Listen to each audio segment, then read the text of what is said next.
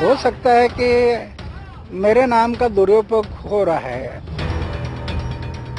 29 दिसंबर को हम जन लोकपाल लाने वाले हैं, अन्ना हजारे का जन लोकपाल। तो मेरा नाम जो लगा है वो ठीक नहीं है। गुरु और चेले के बीच का ये मुद्दा है। ये बीजेपी कांग्रेस वाले हैं जी, झूठी झूठी बातें जाके सिखा रहे हैं अन्ना को। किसी गहरे षड्यंत्र की भूमिका ऐसी रची गई। इसमें बीजेपी नहीं है। अन्ना जी को धोखा दिया और अपनी महत्वाकांक्षा पूरी करने के लिए राजनीतिक दल बनाया। इन पार्टियों को अपनी जमीन खिसकती नजर आ रही है। तो लोग कहने लगे हैं भैया ये आम आदमी पार्टी नहीं, ये तो अमीर आदमी पार्टी है। सारे अमीर तो हमारे पास ही हैं, सारे गरीब उनके यहाँ हैं, बीजेपी में सारे। भारतीय जनता पार्टी अपने छद्म योद्धा तैयार करके संघर्ष को लड़ना चाह रही है। अगर भाजपा की खुद की ताकत है तो खुद आकर इन बातों का जवाब दे। ये कौन लोग हैं जो अन्ना के पास जा रहे हैं और अन्ना को वो करने की कोशिश कर रहे हैं चुनाव के 10 दिन पहले? मुझे संदेह आ गया, निर्माण हो गया कि ये गलत आप जो कर रहे हैं। अगर एक भी पैसा इधर से उधर हुआ है मैं चुनाव नहीं लड़ूंगा दिल्ली का।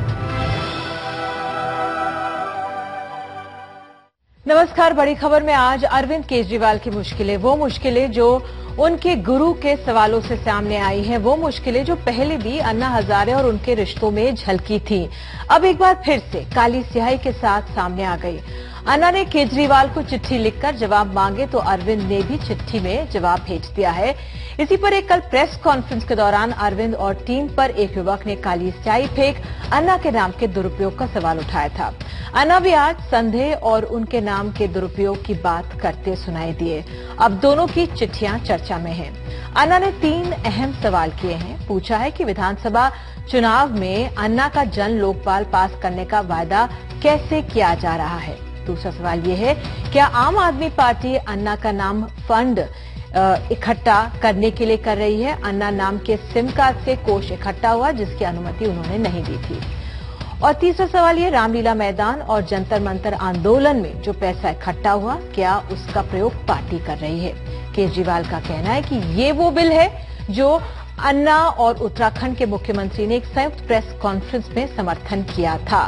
अन्ना ने खुद महाराष्ट्र में इस बिल को लागू करवाने के लिए मई 2012 में यात्रा भी की थी। दूसरे सवाल के जवाब में कहा है केजरीवाल ने, अन्ना का नाम आप जो पार्टी है उसके फंड इकट्ठा करने के लिए नहीं हो रहा है। अन्ना कार्ड का प्रयोग इंडिया अगेंस्ट करप्शन के समय हुआ था। पार्टी बनाने से पहले ही इसे बंद कर दिया गया था। बिना इस्तेमाल किए गए कार्ड पर पैसा रिफंड भी कर दिया गया। और इंडिया अगेंस्ट करप्शन का कोई भी पैसा आम आदमी पार्टी के लिए नहीं प्रयोग किया जा रहा है। मसला ये भी है तो अब कि अलग होने के बाद टीम केजरीवाल ने दिल्ली में अपने पैर जमा लिए, लेकिन अन्ना जनरल वीके सिंह के साथ देश भर के दौरे पर निकले थे और लेकिन उसका असर लोगों पर नहीं दिखा। अब वीके सिंह को मोदी के साथ कुछ दिनों पहले देखा गया और अन्ना फिर से अलग थलग पड़ गए। उधर दिल्ली विधानसभा चुनावों में त्रिकोणीय स्थिति बनाने वाले आम आदमी पार्टी बड़े दलों को खटक रही है। बीजेपी का कहना है कि ये गुरु शिष्य की लड़ाई है, तो सुषमा स्वराज कह रही है कि ये आप पार्टी जो है अमीरों की पार्टी है। तो एक तरफ सवालों के जवाब, दूसरी तरफ संदेह का दायरा, और ये सब हो रहा है चुनावी समर में। क्या गुरु शिष्य का ये विवाद राजनीति से प्रेरित है? ये बड़ा सवाल हमारे सामने है।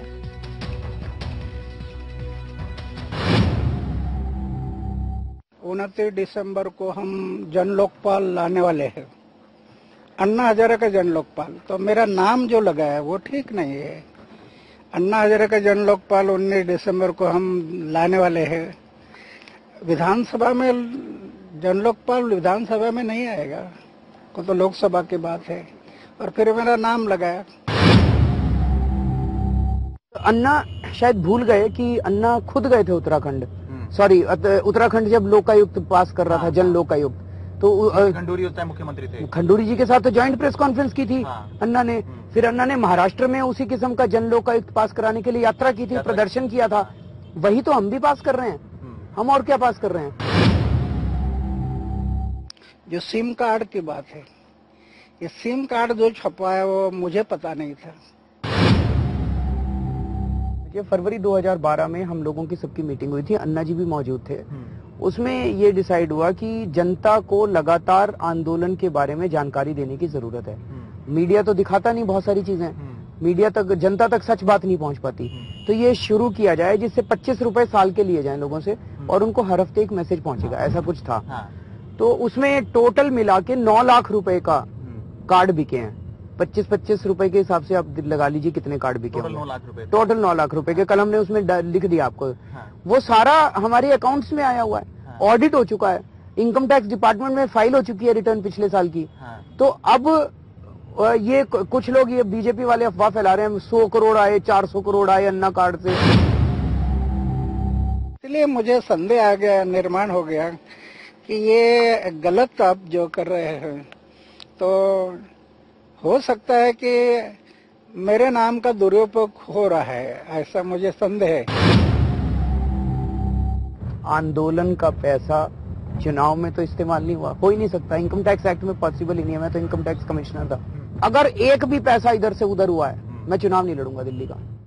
तुम्हारे साथ खास मेहमान मौजूद हैं संजय सिंह, नेता आम आदमी पार्टी, सिद्धार्थनाथ सिंह, प्रवक्ता बीजेपी, कांग्रेस के नदीम जावेद कुछ देर में जुड़ेंगे, अभय दुबे एडिटर CSDS संपादक हैं और Sanjay Singh political editor first post के हमारे साथ मौजूद हैं। संजय, पहला सवाल मैं आपसे, अन्ना की सोच इस तरह की क्यों बन गई, क्या आप इसके पीछे कारण देख रहे हैं? नहीं, मुझे लगता है कि उन्होंने अपने पत्र में इस बात को बहुत साफ तौर पे लिखा है कि कोई प्रतिनिधि मंडल उनसे मिलने गया था जिसने इस तरह के प्रश्न उनके सामने उठाए हैं। अब सवाल यह है कि वो प्रतिनिधि मंडल कौन था, कौन से लोग मिलने गए थे, ये तो अन्ना जी ही बता सकते हैं। लेकिन जो उन्होंने प्रश्न उठाए हैं चंदे को लेके या आंदोलन के दौरान जो चंदे इकट्ठा हुए थे उसको लेके, उस पर हम लोगों ने अपनी जांच कराने के लिए कहा कि भाई संतोष हेगड़े जी जो देश के सुप्रीम कोर्ट के पूर्व न्यायाधीश हैं, उनसे पूरे मामले की जांच करा दी जाए। और क्योंकि ये जनता का चंदा था, क्योंकि ये सार्वजनिक चंदा था, इसलिए उस पूरी रिपोर्ट को सार्वजनिक कर दिया जाए। और अगर कहीं हम लोग गलत हैं तो उस पर फिर अरविंद केजरीवाल ने कहा है कि हम चुनाव नहीं लड़ेंगे, क्योंकि चंदे के सवाल को पहले भी कई बार उठाया गया है और अन्ना जी ने एक कमेटी भेजी थी और उस सारी जांचें होके उनको बताया जा चुका था उस समय भी कि ये पूरा पैसा है, ये पूरा अकाउंट्स है, और उन्होंने 3 दिन तक उसकी जांच कराई थी। वो सारी जानकारी उनके पास थी, लेकिन बहुत सारे लोग जाके मिलते हैं और बहुत सारी गलतफहमियां पैदा करते हैं। तो वो किया होगा उनके मन में, तो इसलिए उन्होंने पूछा। और अगर उन्होंने पूछा तो कोई गलत नहीं किया। सार्वजनिक जीवन में अगर कोई गलत किया नहीं किया, राजनीति में अगर हम लोग चर्चा करेंगे। संजय, मैं आपसे ये पूछ रही हूँ, कुमार विश्वास आपके पार्टी के सहयोगी गए, अन्ना से मिलकर आए, क्या उसमें निकल कर आया? उसके बाद भी जो अन्ना के जो सुर है वो बदले हुए नहीं है, क्यों? नहीं, अभी उन्होंने साफ तौर पे जो प्रेस कॉन्फ्रेंस हुई है उसमें उन्होंने कहा है कि मैंने कभी नहीं कहा कि अरविंद केजरीवाल भ्रष्टाचारी हैं, मैंने कभी नहीं कहा कि उन्होंने मेरे नाम पे चंदे की उगाही की। मैं अभी उनका प्रेस कॉन्फ्रेंस सुन रहा था। तो क्या उन्होंने ये कहा है कि वो चिट्ठी विड्रॉ करते हैं? नहीं, उन्होंने बिल्कुल ये नहीं कहा। उन्होंने 2-3 प्रश्न उठाए हैं जिसका हम लोगों ने जवाब दिया है और मुझे लगता है कि उस जवाब पर फिर अन्ना जी अपनी बात रखेंगे और अगर कहीं उनको कोई आशंका या कोई बात है तो आपके जवाब से संतुष्ट हैं? आम आदमी पार्टी के जवाब से संतुष्ट है? मैं क्यों पूछ रही हूं आपसे, मैं बाद में बताऊंगी। पूछ रही हूं क्या अन्ना संतुष्ट? नहीं, मुझे ये मैं बहुत जल्दबाजी में निधि जी नहीं कह सकता। उनको कल ही जवाब दिया गया है, तो वो संतुष्ट है कि नहीं है। और जब हमने संतोष हेगड़े जी से पूरे प्रकरण की जांच कराने की बात कही है तो उसके लिए मुझे लगता है कि अन्ना जी को संतोष हेगड़े जी से कह देना चाहिए, पूरी जांच हो जाए, सब कुछ सामने आ जाए। यही तो हम कह रहे हैं, पारदर्शिता की तो बात कह रहे हैं। देखिए, बहुत सीधी सी बात है निधि जी कि अगर कोई आदमी सच है तो अगर उसके बारे में चाहे वो गृहमंत्री प्रश्न उठाएं, चाहे सुब्रमण्यम स्वामी प्रश्न उठाएं, चाहे कोई भी व्यक्ति प्रश्न उठाए, तो वो सच झूठ तो हो नहीं जाएगा। और अगर हम गलत हैं तो कोई भी प्रश्न उठाए, अगर गलत हैं और जांच में हम गलत पाए जाते हैं तो हम गलत साबित होंगे। और हमने कहा है कि अगर हम गलत साबित होते हैं तो हम चुनाव नहीं लड़ेंगे। ठीक है सिद्धार्थ जी, मैं आपके पास आऊंगी। बीजेपी इस पूरे प्रकरण को कैसे देख रही है? क्योंकि एक तरह से सवाल और संदेह ये भी उठ रहा है कि कौन सा प्रतिनिधि मंडल था जो मिलने पहुंचा था अन्ना को, अन्ना से मिलने गया, ये तमाम सवाल उठ रहे हैं। देखिए निधि जी, इसके बारे में तो मैं कुछ नहीं कह सकता, मगर एक जो अन्ना जी ने आज कहा है और जो मैंने आपके ही टीवी चैनल पे सुना कि कुमार विश्वास जी जो आपके मेंबर हैं, सीनियर मेंबर हैं, वो गए थे और उन्होंने अन्ना जी से बातचीत करके ये जरूर उनसे कहा कि एक चिट्ठी लिख दीजिए कि आप अरविंद केजरीवाल के साथ हैं। तो जो अन्ना जी जिसके खिलाफ है कि राजनीति नहीं होनी चाहिए, सियासत नहीं होनी चाहिए, वही आपके जो मेंबर है कुमार विश्वास गए थे और वो चाहते थे कि अरविंद केजरीवाल को एक अच्छा सर्टिफिकेट या अपना समर्थन का या अच्छे आदमी ऐसा कुछ लिख के दे दीजिए। तो बात यहां से शुरू होती है। दूसरी बात जो होती है कि इन्होंने जो जमीन बनाई थी, ये एक आंदोलन था जिसमें अन्ना जी को इन्होंने फ्रंट में करा। पीछे से एक इनकी रणनीति थी कि षड्यंत्र था कि इसको यूज करके अन्ना जी को रामलीला हो या कहीं यूज करने के बाद हम अपने आप को एक पॉलिटिकल फोरम पे ले जाएंगे, जिसके लिए अन्ना जी और अरविंद जी के बीच में विवाद भी हो गया, क्योंकि अन्ना जी ने कहा था कि ये हम पॉलिटिकल पार्टी नहीं बनाएंगे। पहले तो इन लोगों ने, अरविंद केजरीवाल और हमारे भाई साहब बैठे हुए हैं, संजय जी बैठे हुए हैं, ये सब लोगों ने हमेशा ये जवाब देते थे जब कांग्रेस पूछती थी कि आप पॉलिटिकल, आप आके पार्लियामेंट में क्यों नहीं आते, तो इन लोगों ने उसका खंडन करते रहे। आज वही रास्ता इन्होंने चुपचाप से लेकर आए हैं, जिसके लिए अन्ना की चिट्ठी भी कह रही है कि आपका तरीका गलत है। तो और उसके साथ साथ ये प्रश्न भी उठ रहा है कि अन्ना जी को आज तक नहीं पता कि भाई आपने जो इस्तेमाल किया था आंदोलन के टाइम पे, जो पैसा इस्तेमाल किया था उसका क्या आपने किया, ये अन्ना जी की चिट्ठी कह रही है। सर्टिफिकेट मांग रही है आम आदमी पार्टी, वो मैं पूछूंगी संजय से, लेकिन पहले बीजेपी से सवाल कि क्यों खटक रही है आम आदमी पार्टी आपको? ये तो अपने आप में सफल जड़ें बनाने में सफल रही है दिल्ली की राजनीति में। अन्ना अलग हो गए, बावजूद इसके टीम केजरीवाल ने एक त्रिकोणीय दृश्य यहाँ पे दिल्ली में बना दिया है। पहले सिर्फ बीजेपी और कांग्रेस थी, लेकिन अब आम आदमी पार्टी एक बड़ा कंटेंडर बन गई है। नहीं, इसमें हमें कोई आपत्ति नहीं, ये लोकतंत्र है निधि जी। 3 आए, 5 आए, 6 आए, सबका स्वागत करना चाहिए इस लोकतंत्र में। ये तो मेला है लोकतंत्र का, इसमें आए जितने लोग आए। मगर एक पार्टी जो सिद्धांतों के ऊपर बातचीत करती है, जो आइडियोलॉजी के ऊपर बात करती है, उस पे अन्ना जी की चिट्ठी ने प्रश्न उठाए हैं और अन्ना जी के माध्यम से आप आगे आए, राजनीति करी आपने, उससे अन्ना जी आपसे खफा होके चले गए। उसमें किरण बेदी भी हैं, संतोष हेगड़े भी हैं, काफी लोग चले गए। मगर जो मूल्य जो आंदोलन था, वो आंदोलन आपने खारिज कर दिया, क्योंकि आपकी महत्वाकांक्षा थी वो दर्शाता है। इसलिए अन्ना जी की चिट्ठी इसके तरफ आपको काफी बताती भी है और इनके पास वो जवाब होना चाहिए। ठीक है, महत्वाकांक्षा आपकी है संजय, आप आदमी पार्टी की, लेकिन कैरेक्टर सर्टिफिकेट क्यों चाहिए अन्ना हजारे का अरविंद केजरीवाल को? क्यों कुमार विश्वास ने इसकी मांग की? नहीं, मुझे लगता है कि अब ये तो नई बातें बता रहे हैं, मुझे जानकारी नहीं है कि कहां से आया है। नए प्रश्न उठाते हैं, हमें थोड़ा समय लगेगा, टेक्निकल रीजन है, लेकिन ये कुमार विश्वास ने कहा नहीं हो सकता है। मैं बिल्कुल आपकी बात से सहमत हूं। मैं अपनी बात तो कह लूं। आपने एक बात कही कि अन्ना जी के आंदोलन के प्रति जो आंदोलन था वो भ्रष्टाचार विरोधी आंदोलन था और वो राजनीतिक रूप से परिवर्तित हो गया राजनीतिक पार्टी के रूप में। निधि जी, पूरा देश ये जानता है, किसी को बताने की जरूरत नहीं है। 27 अगस्त को पूरी पार्लियामेंट ने अन्ना हजारे जी को भरोसा दिलाया था कि हम एक सशक्त जन लोकपाल कानून बनाएंगे। उसमें कांग्रेस भी शामिल थी, उसमें बीजेपी भी शामिल थी, उसमें दूसरी पार्टियां भी शामिल थी। मैं बड़ी विनम्रतापूर्वक पूछना चाहता हूं, क्या आप सारे लोगों ने अपने उस वादे को पूरा किया? बल्कि आपने लगातार इस बात के लिए विवश किया कि अगर कानून बनाना चाहते हो तो असेंबली में आओ, पार्लियामेंट में आओ। और यही अगस्त में जब अन्ना जी ने अनशन खत्म किया था, आपको याद होगा 2 अगस्त को, उन्होंने सार्वजनिक रूप से किया था कि अब देश को एक राजनीतिक विकल्प देना पड़ेगा। उनके मन में कुछ आशंकाएं थी, बराबर राजनीति को लेकर, इससे इनकार नहीं है। उनके मन में यह आशंका थी कि राजनीति में धनबल का इस्तेमाल होता है, बाहुबल का इस्तेमाल होता है, उसको आप कैसे काउंटर करेंगे। इसलिए हम लोगों ने तय किया कि देश में पारदर्शिता की राजनीति होनी चाहिए, साफ सुथरी राजनीति होनी चाहिए। आपने अगर चंदे के ऊपर कोई प्रश्न उठाया, हम बार बार कह रहे हैं उसकी जांच करा लो। निधि जी, हम कह रहे हैं गृह मंत्री जी ने सवाल उठाया, हमने कहा जांच करा लो। सुब्रमण्यम स्वामी ने सवाल उठाया, हमने कहा जांच करा लो। आप जांच करा के दूध का दूध, पानी का पानी क्यों नहीं करते? क्यों देश को आप गुमराह करना चाहते? ठीक है संजय, अब मैं अभय जी को लेकर आऊंगी। अभय जी, जो ये चिट्ठियां हैं, क्या संदेह, क्या सवाल खड़े कर रही है हमारे सामने? देखिए, मैं ये जो बहस हो रही है इसमें पढ़े बिना मैं अपनी राय दूंगा। मेरा शुरू से मानना है, जब अन्ना हजारे के नेतृत्व में जन लोकपाल अभियान चल रहा था और उसकी साख बहुत ऊंची थी, उस वक्त भी मुझे लगता था कि अन्ना हजारे में राजनीतिक कौशल की बहुत कमी है। वो एक एक्टिविस्ट हैं मुख्यतः, और उन्होंने काफी अच्छे काम किए हैं भ्रष्टाचार के विरोध में, जिसके लिए उनकी तारीफ की जानी चाहिए, लेकिन मैं ना मैं उन्हें गुरु मानता हूं, ना मैं आदर्श मानता हूं, ना मैं उन्हें गांधी के रूप में देखता हूं, इसलिए मैं उनकी आलोचना करने में सक्षम हूं। मैं ये कहता हूं उनमें राजनीतिक कौशल की बहुत कमी है, जिसकी वजह से वो विभिन्न किस्म की राजनीतिक ताकतें जो उनके आंदोलन को उन दोनों हड़पने की कोशिश कर रही थी, उनके हाथ में वो बार बार खेल जाते थे। उसकी वजह से उनके आंदोलन को बार बार धक्का लगता था और बार बार वो पटरी से उतरता हुआ लगता था। फिर बड़ी मुश्किल में दूसरे जो नौजवान साथी थे, इसमें अरविंद केजरीवाल प्रमुख थे, वो उस आंदोलन को पटरी पे लाते थे और बार बार उसकी निष्पक्षता, उस आंदोलन की तटस्थता है, विचारधारात्मक तटस्थता है, उसको कायम करने की कोशिश करते थे। अगर आप उस इतिहास के ऊपर जाएं, मैं ये मानता हूं कि अब इन दोनों के रास्ते अलग अलग हो चुके हैं।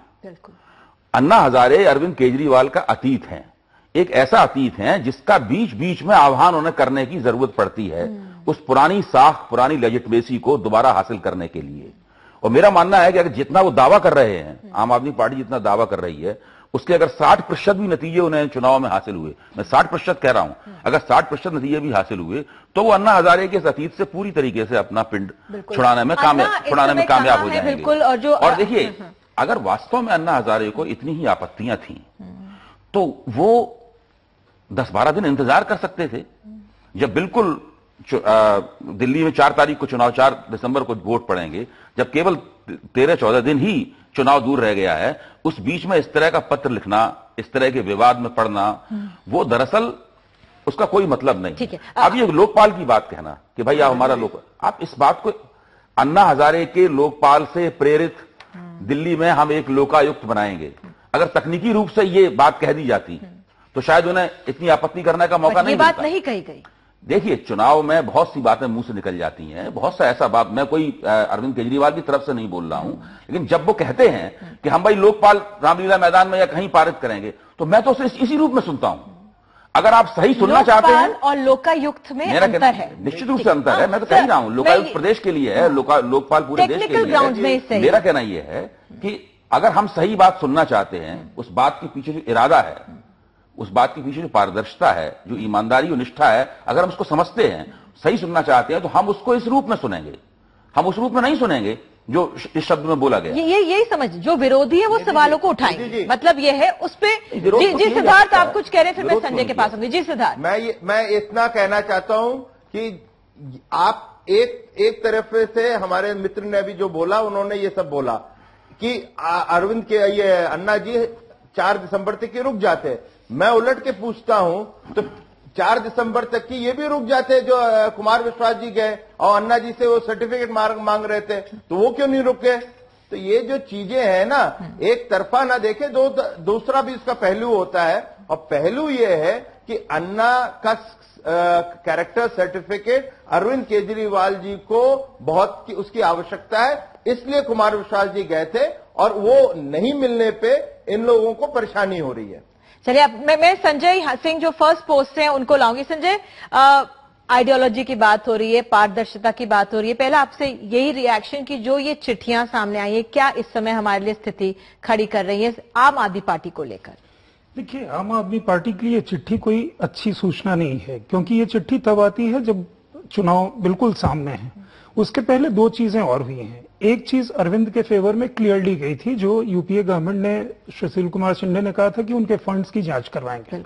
वो एक परसेप्शन में चीज ऐसी गई जिसका किसी न किसी तौर पे ये लग रहा था कि अरविंद केजरीवाल को विक्टिमाइज किया जा रहा है, और वो एक परसेप्शन था जो उनके पक्ष में गया।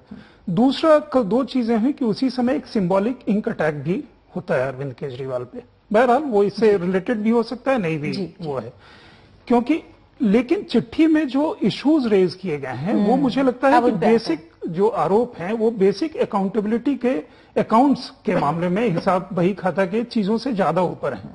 वो चीजें जो हैं वो एक गुरु शिष्य का जो रिलेशनशिप है उसकी हैं, या गुरु शिष्य शायद नहीं। गुरु शिष्य की जो रिलेशनशिप है, जब इन लोगों ने राजनीतिक दल बनाया था तभी अलग हो गई थी। उसमें एक चीज अगर तभी से एक ही दरार आ गई थी सामने। एक हमारी राजनीतिक परंपरा में अगर आप देखेंगे कितना भी विवाद आडवाणी और मोदी के बीच में था, मोदी बार बार ये कोशिश करते रहे हैं कि आडवाणी का उन्हें एक आशीर्वाद मिले, ताकि पब्लिक में वो चीज जाए कि हम अपने पार्टी के बुजुर्ग या जो हमारे संस्कार हैं उनके हिसाब से चले। इन दोनों के रिलेशन पे जो इश्यूज उठाए हैं उस पे आते हैं, जो पहला वाला। मैं वही चीज कह रहा हूं कि अगर आप देखें उसी संदर्भ में मैं कह रहा था सरदार पटेल पे भी आज विवाद उस तरह का है। ये जो रिलेशनशिप है जिसमें ये अब कुछ हद तक कहा जा रहा है, अरविंद केजरीवाल नो डाउट इस समय में करप्शन के चार्जेस उन पे स्टिक नहीं करते हैं। कुछ समय पहले जैसे किरण बेदी पे भी कोई अकाउंटिंग के इश्यूज आए थे, वो स्टिक नहीं किए, वो इश्यूज आए और चले गए, वो नहीं करते।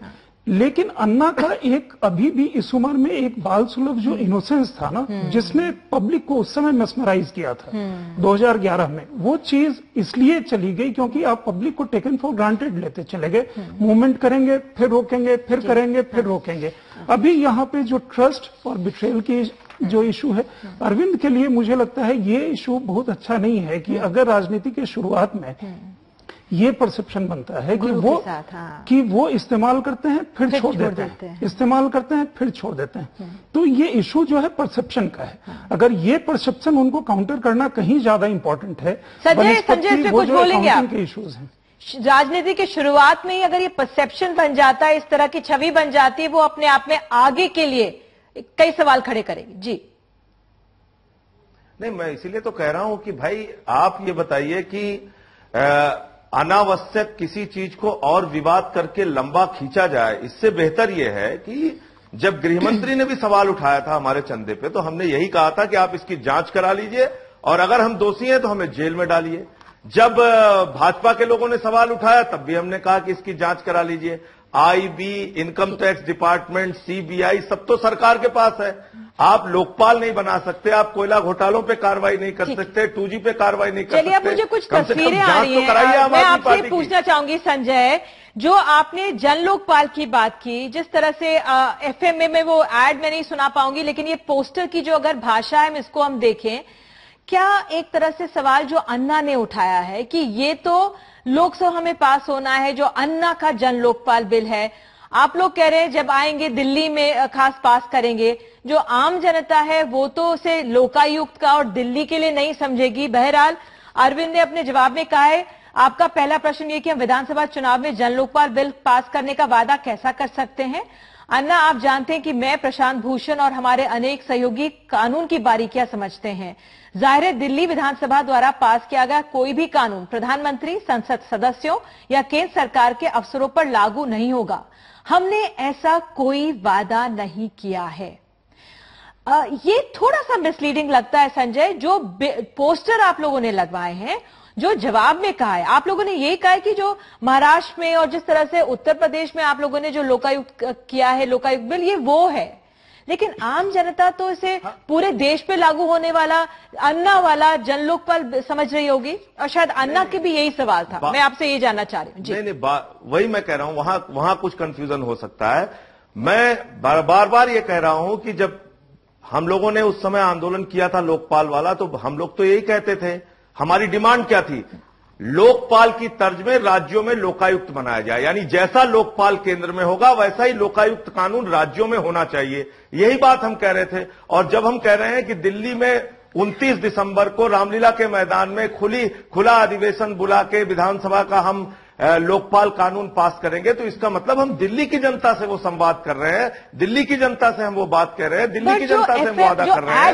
उस शब्द पे, उस शब्द पे मैं आपको बता दूं निधि जी, आप उसको लोकपाल कहिए राज्य के लिए, देखिए इसमें दो चीज है, उसको आप राज्य के लिए लोकपाल कहिए या लोकायुक्त कहिए, ये कानून में कहीं नहीं लिखा हुआ है कि नहीं आपको लोकायुक्त ही कहना पड़ेगा। मैं ये स्पष्ट करना चाहता हूं, इस पे आप चाहे प्रशांत जी से भी बात कर लीजिए, ये बहुत स्पष्ट तौर पर है कि आप एक चीज ये बार बार ये एफएम का ऐड मैंने भी सुना है और कई बार सुना है कि 15 तारीख तक उनकी आम आदमी की सरकार बन जाएगी और 29 को वो बनेगा।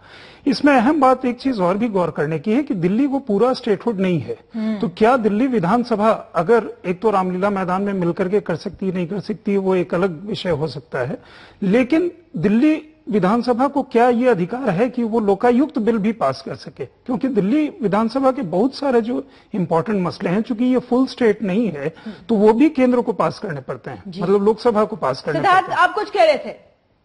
मैं निधि जी खाली इतना कह रहा हूं कि पहले तो 29 दिसंबर की आने के लिए इनको सरकार बनानी पड़ेगी, जो कि अब दिखता नहीं है कि ये सरकार कहीं आसपास भी है। दूसरी जो बात है, इन्होंने एक जो सर्वे करवाया है वो एक कंपनी है सिसेरो एसोसिएट, जिसके 2 डायरेक्टर्स हैं, उनमें से एक डायरेक्टर जनरल सेक्रेटरी है दिल्ली प्रदेश कांग्रेस कमेटी का मिस्टर मधुर, और दूसरे एक और डायरेक्टर जिनको दोनों डायरेक्टरों का कोई भी उनके वेबसाइट या उनका जो आप सीवी पढ़ेंगे उसमें इनके पास सिफोलॉजिस्ट होने का या मार्केट एनालिसिस करने का कोई बैकग्राउंड नहीं है।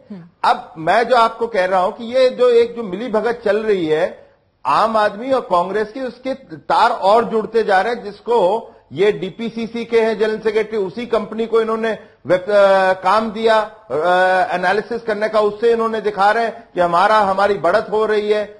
एनएसी के कितने मेंबर्स इनके साथ जुड़े हुए हैं। तो ये जो चीज चल रही है, संजय, मैं आपके पास आना चाह रही थी, लेकिन मुझे कहा जा रहा है ब्रेक लेने के लिए। इसी पर सिद्धार्थ के इसी आरोप पर आपका जवाब लेंगे, और जिस तरह से सिद्धार्थ नाथ सिंह कांग्रेस से जोड़ रहे हैं आम आदमी पार्टी को, एक समय वो था जब बीजेपी और आम आदमी पार्टी को जोड़ा जा रहा था। इसी एक छोटा सा ब्रेक ले लेते हैं। बात का जवाब देना चाहूंगा निधि जी, मैं बोलूं कुछ? मैं एक ब्रेक के बाद आ जाती हूं संजय आपके पास, आप ही से शुरू करूंगी एक ब्रेक के बाद। एक छोटा सा ब्रेक बड़ी खबर में, तुरंत लौटते हैं, बने रहिए हमारे साथ। 4 दिसंबर को दिल्ली के चुनाव होंगे, 8 दिसंबर को नतीजे आ जाएंगे, 15 दिसंबर तक दिल्ली में आम आदमी पार्टी की सरकार बन जाएगी। और हाँ, नो इफ एंड बट बन रही है। और 29 दिसंबर को दिल्ली में स्पेशल असेंबली सेशन बुलाया जाएगा, और वही कानून, जिस कानून के लिए अन्ना हजारे को 13 दिन का अनशन करना पड़ा था, वो कानून सबसे पहले दिल्ली के अंदर स्पेशल असेंबली सेशन में पास किया जाएगा। ये स्पेशल असेंबली सेशन विधानसभा में नहीं होगा, ये स्पेशल असेंबली सेशन रामलीला मैदान में होगा। तो यही हम समझने की कोशिश करें जो चिट्ठियों का आदान प्रदान हो रहा है। संजय सिंह, मैं आपसे ये जानना चाहूंगी, फंड्स को लेकर जब सवाल उठते हैं, एक परसेप्शन बन गया कि आम आदमी पार्टी पारदर्शी है, वेबसाइट पे उसके फंड सामने हैं, लेकिन जब अन्ना के नाम के दुरुपयोग की बात आती है तब सवाल उठते हैं। अभी आपने अरविंद को सुना, ये 5 अक्टूबर की उनकी बात थी, पोस्टर को हमने देखा, अन्ना के नाम का दुरुपयोग जो अन्ना ने कहा है, जिससे वो कह रहे हैं कि आप मेरा नाम मत लीजिए, लेकिन आप लोग हर जगह अन्ना का नाम लेना नहीं छोड़ रहे हैं। नहीं निधि जी, देखिए, जो कुमार विश्वास मिलने गए थे अन्ना जी से, तो अन्ना जी ने बताया कि उनको कुछ लोगों ने, जो प्रतिनिधि मंडल मिलने गया था, उसने कोई ऐसा पोस्टर दिखाया जिसमें मनीष सिसोदिया के साथ अन्ना जी की फोटो, साजिया इल्मी के साथ अन्ना जी की फोटो, और उसमें अपील की गई है कि आप आम आदमी पार्टी को वोट दीजिए अन्ना जी की ओर से। ऐसा कोई एक भी पोस्टर दिल्ली में हम लोगों ने न छपवाया है, न हमने उसका कहीं इस्तेमाल किया है, लेकिन ऐसे पोस्टर बनवा के कौन से लोग जाके साजिश करके इसको दिखा रहे हैं। दूसरा प्रश्न जो अभी सिद्धार्थ नाथ सिंह उठा रहे थे सर्वे को लेके, दरअसल सी वोटर का जो सर्वे है यशवंत देशमुख जी का, उनका गहरा रिश्ता आरएसएस और बीजेपी से रहा है, इस बात को ये इनकार नहीं कर सकते, लेकिन अफवाह फैलाने के मामले में महारत हासिल है बीजेपी को। गणेश जी को पूरे हिंदुस्तान में दूध पिला दिया था एक जमाने में इन लोगों ने, अब उसमें सफलता नहीं मिल पाती। कल जैसे ही कालिख इन्होंने फिकवाया अरविंद केजरीवाल पे, तुरंत ये जानकारी मिल गई कि वो व्यक्ति अहमदनगर से जिला पंचायत का चुनाव लड़ चुका है, वो नचिकेता लड़का वो बीजेपी का महासचिव है। आप अपने कार्यकर्ताओं से कालिख फिकवा के जिन लोगों का हाथ कोयला घोटाले करने वाली कंपनियों से चंदा लेने में शामिल हो, वो बीजेपी कालिख ही फिकवा सकती है। कांग्रेस जिन्होंने कोयला घोटाला वाली कंपनियों से चंदा लिया है, जिन लोगों ने वेदांता, सिद्धार्थ आपका जवाब दे रहे हैं, सिद्धार्थ दोनों ने भले ही बीजेपी कह रही है नचिकेता बीजेपी का नहीं है, लेकिन वाकई जो साइड फेंकी गई, चंदे की जांच कराइए हमारी। आपका कार्यकर्ता आके खाली फेंक रहा है। हम लोगों के प्रवक्ता ने भी बता चुके हैं, यहीं दिल्ली नहीं महाराष्ट्र से भी, कि ये 3 साल पहले छोड़ गए थे, इनका अब कुछ लेना देना नहीं, अन्ना के मूवमेंट में है। आज भी आपकी जो बेल हुई है, उस लड़के की जो बेल हुई है सिद्धार्थ नाथ जी, नहीं छोड़ संजय जी, उसकी बेल कराया है आपके पदाधिकारी ने, आपके पदाधिकारी ने उसकी बेल कराया है। हाँ, आप जरा मुझे बोल लेने दीजिए। अब आप देखिए, इन लोगों का झूठ जो होता है या भ्रमित करने का जो बहाना होता है, वो छोटी चीज से शुरू होता है और फिर जाके लगता है। आज आपने दिखाया अरविंद केजरीवाल जी का एक इंटरव्यू आप ही के माध्यम से, आप ही के चैनल पे, वो कहते हैं कि मुझे पता है इनकम टैक्स में कैसे रिपोर्टिंग होती है, मैं तो जेल चला जाऊंगा, मैं कमिश्नर रहा हूं। वो कमिश्नर कभी नहीं रहे, वो डिप्टी कमिश्नर थे। तो यहीं से फिर शुरू हो जाती है। ये बुनियाद जो है इनकी है, जो नींव है, वो भ्रमित और झूठ के आधार पे। अब एक और मुझे बोल लेने दीजिए, एक सेकेंड संजय भाई जरा रुक जाओ। आपके यहां अन्ना ने क्या लिखा है?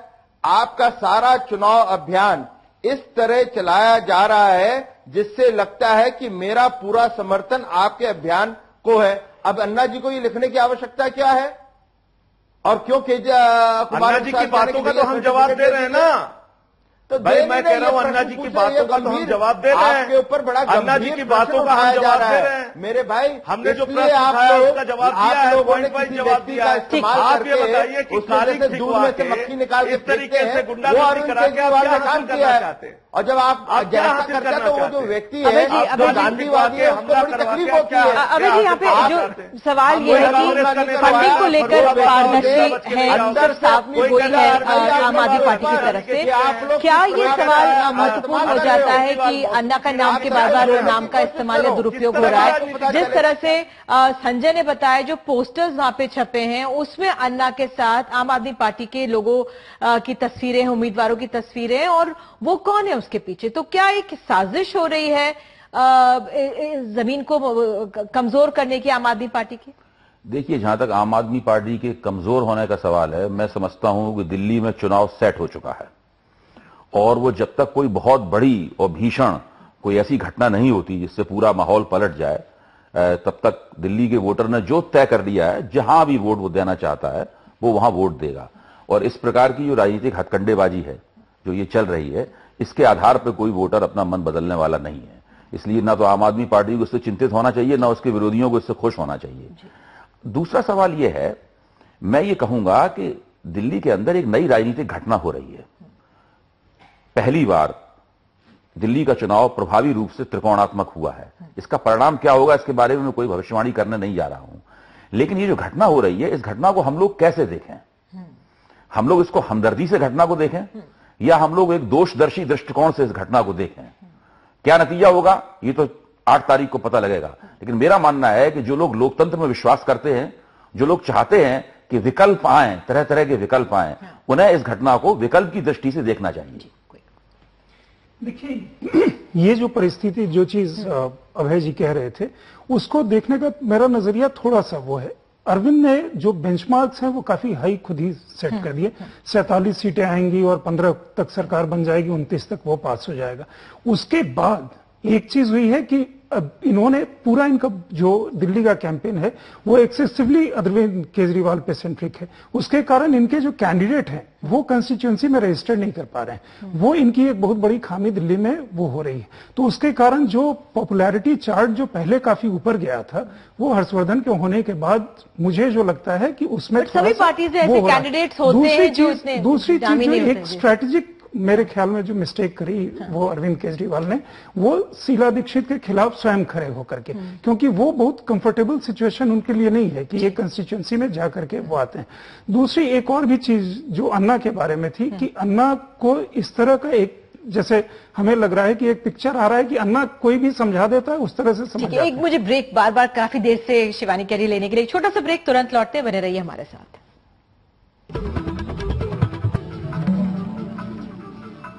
तो अब यही समझने की कोशिश हम कर रहे हैं, क्या जिस तरह से चिट्ठी का प्रकरण सामने आया है अरविंद केजरीवाल और अन्ना हजारे के बीच, क्या एक राजनीतिक साजिश है इसके पीछे?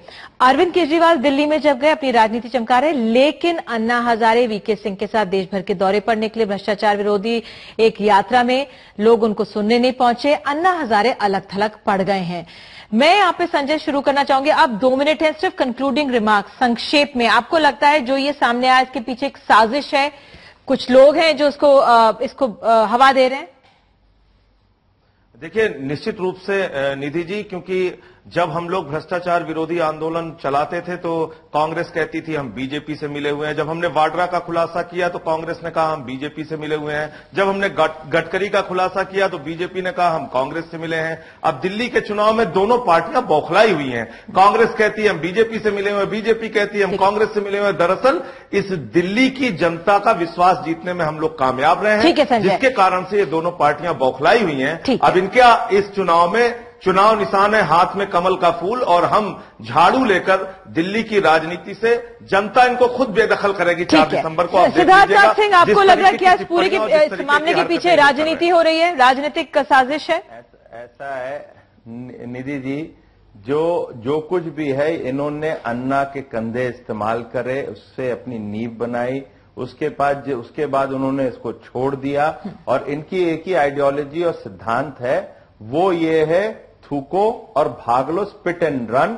उसके बाद ये प्रूव कुछ भी नहीं कर पाए, और इसीलिए ये आम आदमी पार्टी नहीं है, इसका जो आप है ना अब्यूजिंग अक्यूजिंग पार्टी होना चाहिए। ठीक है, आपका अभय जी।